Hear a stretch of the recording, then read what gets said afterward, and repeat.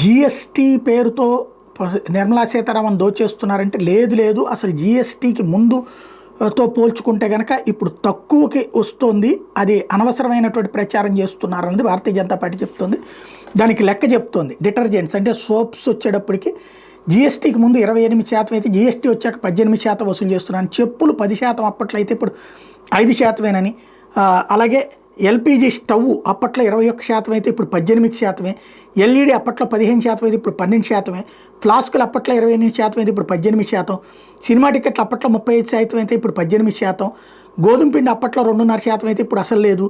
బియ్యానికి అప్పట్లో 2.75% అంటే ఇప్పుడు 0. ఫర్నిచర్కి అప్పట్లో 28% అంటే ఇప్పుడు 18%.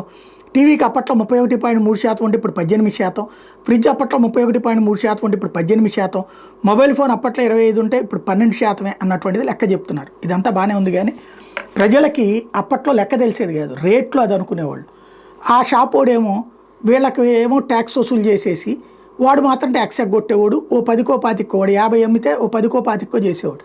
ఇప్పుడు ఎవరికాళ్ళకి బిల్లులో లెక్క కనబడుతుంది, అదే కోపం వస్తుంది.